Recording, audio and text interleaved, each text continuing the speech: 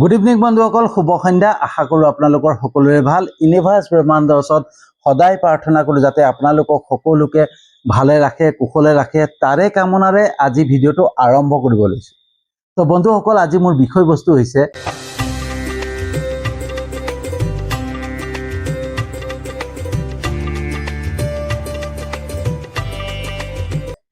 সৃষ্টি, বিনাশ আৰু সংৰক্ষণ। এই তিনিটা আধাৰতে সংসাৰ। তো বন্ধুসকল, প্ৰথমতে সৃষ্টি, তাৰপিছত বিনাশ, তাৰপিছত সংৰক্ষণ। এয়াই প্ৰকৃতিৰ নিয়ম, এয়াই ব্ৰহ্মাণ্ডৰ নিয়ম, এয়াই আমাৰ মানুহৰ জীৱনৰ নিয়ম। বন্ধুসকল, এই নিয়মখিনিক জানিব পাৰিলে, প্ৰকৃতিৰ বা ব্ৰহ্মাণ্ডৰ এই নিয়মখিনিক বুজিব পাৰিলে আমি জীৱনটো সহজতে পাৰ কৰিব পাৰিম। বন্ধুসকল, ব্ৰহ্মাণ্ডে বা প্ৰকৃতিয়ে এই সংসাৰখন সৃষ্টি কৰে, আকৌ বিনাশ কৰে, আকৌ সংৰক্ষণ কৰে। ইয়াৰ কাৰণ কি? ইয়াৰ উদ্দেশ্য কি? বন্ধুসকল, ইয়াৰ উদ্দেশ্য এটাই, যাতে এই সংসাৰৰ প্ৰত্যেক জীৱই, প্ৰত্যেক প্ৰাণীয়ে নিজেই সতৰ্ক হ'ব পাৰে, নিজেই বুজি পাব পাৰে, নিজেই শিকিব পাৰে, নিজেই শক্তিশালী হ'ব পাৰে, হয়নে? বন্ধুসকল, যদি সৃষ্টি আছে, বিনাশো থাকিব, আৰু বিনাশ যদি আছে, সংৰক্ষণো থাকিব। এই নিয়মটোক বুজাবৰ কাৰণে চেষ্টা কৰে ব্ৰহ্মাণ্ডে, হয়নে? প্ৰকৃতিয়ে এই নিয়মখিনিক আমাক বুজাবৰ কাৰণে চেষ্টা কৰে, আৰু সেইকাৰণে সময়ে সময়ে আমাক সংকেত দিয়ে বিনাশৰ দ্বাৰা, হয়নে? যেনেকৈ ধুমুহা আহিলে, বতাহ ধুমুহা আহিলে, বানপানী আহিলে বা ভূমিকম্প আহিলে, তাৰপিছত কি হয়?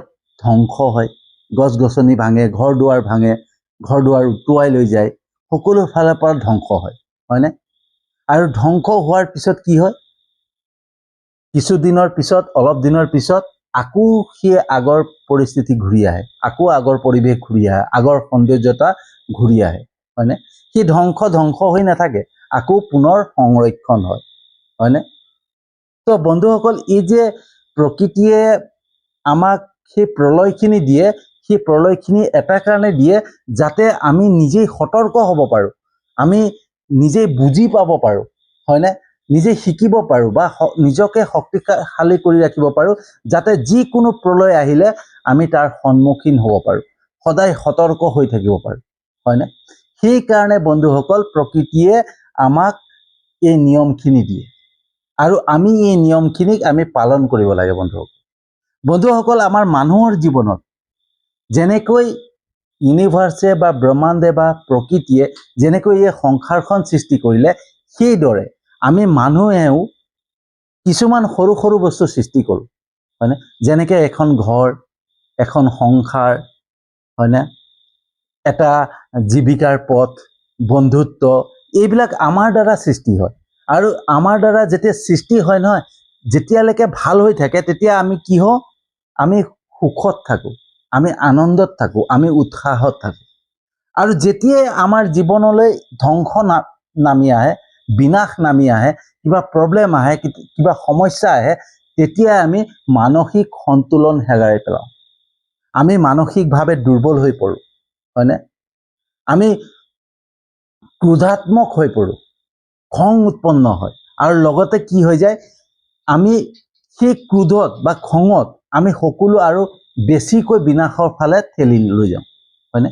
সকলো মানে ধ্বংসৰ ফালে আমি বেছিকৈ গতি কৰোঁ। কিয় কৰোঁ? কাৰণ আমি প্ৰকৃতিৰ সেই নিয়মখিনিক নাজানো, আমি সংৰক্ষণ কৰিবলৈ নাজানো। ঠিক আছে, আমি সৃষ্টি কৰিব জানিছোঁ, কেনেকৈ ব্যৱসায় এটা গঢ়ি তুলিছোঁ, আৰম্ভ কৰিছোঁ, কেনেকৈ ব্যৱসায়টো আৰম্ভ কৰি আগুৱাই নিছোঁ, ভাল লাভ কৰি আছোঁ, সেইখিনিলৈকে আমাৰ ঠিক আছে। কিন্তু যেতিয়া ব্যৱসায়টো লষ্ট হৈ যাব, হয়নে?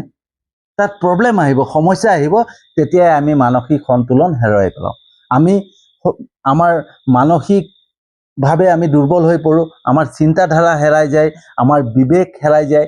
তাৰপিছত কি হয়? আমি বিবেকহীন হৈ পৰোঁ, আমি কোনো চিন্তা কৰিব নোৱাৰা হৈ যাওঁ, হয়নে? আৰু সেই চিন্তা হেৰাই যোৱাৰ বাবে কি হয়? আমি যিমান আমাৰ ধ্বংস হৈছে নহয়, তাতকৈ আৰু দুগুণ বেছি ধ্বংস হৈ যায়, হয়নে? আমি আগবাঢ়িবই নোৱাৰোঁ, আমি আগবাঢ়িবৰ কাৰণে চেষ্টাই নকৰোঁ। ব্যৱসায় এটা কৰিছোঁ, যদি ধ্বংস হ'ল নহয়, বাদ দে আৰু নকৰোঁ, হয়নে? তেনেকৈ ঘৰ সংসাৰখন যেতিয়া আমি কৰোঁ নহয়, এখন সংসাৰ কৰোঁ, এই সংসাৰতো যেতিয়া কিবা এটা কেৰুণ লাগে, কিবা এটা প্ৰব্লেম আহে, কিবা এটা সমস্যা আহে, আমি সেই সমস্যাটোক সমাধান কৰিব নাজানো, কাৰণ আমি সংৰক্ষণ কৰিবলৈ শিকাই নাই। কাৰণ আমি প্ৰকৃতিৰ নিয়মখিনিক মানিব কাৰণে আমি চিন্তাই কৰা নাই, বুজিয়ে পোৱা নাই যে প্ৰকৃতিৰ নিয়ম কি, হয়নে? আমি নাজানোৱে, আচলতে আমি প্ৰকৃতিৰ নিয়ম কি সেইটো নাজানোৱে। আমি সমাজে যিখিনি নিয়ম দিয়ে সেই নিয়ম মতে আমি চলি আছো, হয়নে? আৰ হাতে নাখাবি, তাৰ হাতে নাখাবি, হয়নে? আৰ ঘৰত নাযাবি, আৰ ঘৰত নাখাবিগে, হয়নে? শান্তি পানী দি পালে মানে শান্তি কৰিলেহে আমি পবিত্ৰ হ'ম, হয়নে? নামঘৰত গৈ আমি অকল ধূপ ধূনা জ্বলাই পেলাই সেৱা কৰিলেই আমি ভগৱানক পাম, এই নিয়মখিনিকহে আমি জানো। কিন্তু প্ৰকৃতিয়ে যে কিছুমান নিয়ম দি থৈছে, আমাক সংকেত দি থাকে, আমি সেই কথা আমি কোনোদিন উপলব্ধি কৰিব নিবিচাৰোঁ, আমি বুজিবলৈ চেষ্টা নকৰোঁ। সেইকাৰণেই আমি বিপদত পৰোঁ বন্ধুসকল, হয়নে? প্ৰকৃতিয়ে প্ৰত্যেকটো বস্তু আমাক সংকেত দি থাকে, হয়নে? যেনেকৈ আমি যে সতৰ্ক হ'ব লাগে, সেইটোৰ কাৰণে যেনেকৈ ভূমিকম্প আহে, বানপানী আহে, বতাহ ধুমুহা আহে, এইবিলাক কিয় আহে? এই প্ৰকৃতিৰ এই প্ৰলয়খিনি কোনোবাই ৰখাব পাৰিবনে? কোনো ৰখাব নোৱাৰে। আজিলৈকে কোনো ৰখাব পৰাও নাই আৰু ভৱিষ্যতলৈও নোৱাৰে। কিয় নোৱাৰে? প্ৰকৃতিয়ে নিজেই দিয়ে এইখিনি, যাতে আমি সতৰ্ক হ'ব পাৰোঁ, আমি নিজক শক্তিশালী কৰিব পাৰোঁ, হয়নে? সেই সেম তেনেকৈ আমাৰ মানুহৰ জীৱনতো ঘটে। আমাৰ মানুহৰ জীৱনতো সমস্যা আহে, প্ৰব্লেম আহে, বিপদ আহে, কিন্তু আমি সেই সমস্যা বা সেই বিপদৰ সৈতে আমি যুঁজিব নোৱাৰোঁ, হয়নে? আমি সতৰ্ক হ'ব নাজানো, কাৰণ আজিলৈকে শিকাই নাই আমি কেনেকৈ সতৰ্ক হ'ব লাগে। যদি প্ৰকৃতিৰ নিয়মখিনিক আমি জানিলোহেঁতেন, হয়নে? প্ৰকৃতিয়ে যিখিনি আমাক শিকাব বিচাৰিছে সেইটো আমি শিকিব পাৰিলোহেঁতেন, তেতিয়া সদায় আগজাননী পোৱাৰ আগতেই আমি সতৰ্ক হৈ থাকিলোহেঁতেন যে আমাৰ বিপদ আহিব, আমি সতৰ্ক হোৱা দৰকাৰ। সমস্যা আহিব, আমি সতৰ্ক হোৱা দৰকাৰ। কিবা এটা আমাৰ বেয়া কৰ্মত আগবাঢ়িছোঁ, আমি সতৰ্ক হোৱা দৰকাৰ, হয়নে? তো এই ইউনিভাৰ্ছে বা ব্ৰহ্মাণ্ডে বা প্ৰকৃতিয়ে আমাক সতৰ্ক হ'বৰ কাৰণে সেইখিনি আমাক দিয়ে, যেনেকৈ সৃষ্টি কৰে তেনেকৈ বিনাশ কৰে, আৰু যেনেকৈ বিনাশ কৰে তেনেকৈ সংৰক্ষণো কৰে। আৰু আমিও সেই তেনেকৈ আমাৰ জীৱনত যদি কিবা প্ৰব্লেম আহে, কিবা সমস্যা আহে, কিবা আমি বেয়া কামত হাত দিওঁ, তো আমি যেনেকৈ বিনাশ আহিছে নহয়, যেনেকৈ ধ্বংস আহিছে, সেই ধ্বংসটোক কেনেকৈ সংশোধন কৰিব পাৰি, কেনেকৈ সমস্যাটোক সমাধান কৰিব পাৰি, কেনেকৈ প্ৰব্লেম ছল্ভ কৰিব পাৰি, হয়নে? সেইটো আমাক চিন্তা শক্তি ভগৱানে দি থৈছে, আমি মাত্ৰ বুজিব চেষ্টা কৰিলেই হ'ল, হয়নে? প্ৰকৃতিৰ সেই নিয়মটোক আমি বুজিব চেষ্টা কৰিলে আমি জীৱনত আগুৱাই যাব পাৰিম, হয়নে? আমাৰ জীৱনতো সৃষ্টি হয়, আমাৰ জীৱনতো বিনাশ আহে, আমাৰ জীৱনতো আমি সংৰক্ষণ কৰিব পাৰোঁ, কিন্তু সংৰক্ষণ কৰিবৰ কাৰণে আমি আজিলৈকে শিকাই নাই, কাৰণ সমাজৰ ৰীতি নীতি মতে আমি চলি আছোঁ। আমি প্ৰকৃতিৰ নিয়মখিনিক আমি জানিবলৈ চেষ্টাই কৰা নাই। প্ৰকৃতিৰ নিয়ম সেইদিনাখন জানিব পাৰিম যেতিয়া আমি নিজেই জানিবলৈ চেষ্টা কৰিম, হয়নে? আমি নিজেই জানিবৰ কাৰণে চেষ্টা কৰিব লাগে যে বানপানী আহিছে, কিয় আহিছে, ঈশ্বৰে এইটো কিয় দিছে, হয়নে? বা ব্ৰহ্মাণ্ডে কিয় দিছে, প্ৰকৃতিয়ে এই বানপানী কিয় দিছে, ভূমিকম্প কিয় আহে, বতাহ ধুমুহা আহি পেলাই সকলো তহিলং কৰে, কিয় কৰে? যাতে এই সংসাৰৰ প্ৰত্যেকটো জীৱ, প্ৰত্যেকটো প্ৰাণীয়ে সতৰ্ক হ'ব পাৰে, নিজকে শক্তিশালী কৰিব পাৰে, সেইটো কাৰণে। আৰু যি বুজি নাপায় সি ধ্বংস হৈ যায়, যেনেকৈ বানপানীত উটি যায় বহুত, হয়নে? ভূমিকম্পত বহুতৰ মৃত্যু হয়, কাৰণ কিয় হয়? নিজকে সতৰ্ক কৰিব নোৱাৰে, সতৰ্ক হ'বলৈ শিকাই নাই, আমি ইউনিভাৰ্চৰ নিয়মটোক শিকাই নাই। ঠিক সেই একেদৰে আমি আমাৰ জীৱনতো, আমাৰ সংসাৰত যিখিনি আমাৰ সমস্যা আহে, সেই সমস্যাখিনিক আমি সমাধান কৰিব নজনাৰ কাৰণে সংসাৰ ভাঙি যায়, ককাই ভাইৰ মাজত কাজিয়া হয়, হয়নে? ককাই ভাইৰ মাজৰ যোনটো সম্বন্ধ সেইটো ভাঙি যায়। কিয় ভাঙি যায়? আমি সংৰক্ষণ কৰিবৰ কাৰণে শিকাই নাই, সমাধান কৰিবৰ কাৰণে শিকাই নাই, হয়নে? আমাৰ ব্যৱসায় এটা কৰিছোঁ, ব্যৱসায়ত লছ হৈছে, এৰি দিছোঁ, আমি সমাধান কৰি পালে আকৌ আগুৱাই নিয়াৰ চেষ্টা কৰিব লাগে, সেইটো শিকাই নাই, হয়নে? তো বন্ধুসকল, আমাৰ জীৱনত যিখিনি সমস্যা আহে নহয়, সেই সমস্যাৰ সমাধান আমি শিকাই নাই। আমি প্ৰকৃতিৰ পৰা, ব্ৰহ্মাণ্ডৰ পৰা শিকিবলৈ চেষ্টাই কৰা নাই। সেইকাৰণে আমি বিপদত পৰোঁ, সেইকাৰণে আমি বেছিকৈ সমস্যাৰ মাজত সোমাই যাওঁ। আমি যেতিয়াই জানিব চেষ্টা কৰিম, যেতিয়াই বুজিবলৈ চেষ্টা কৰিম নহয়, আমাৰ জীৱনটো সহজ হৈ যায়।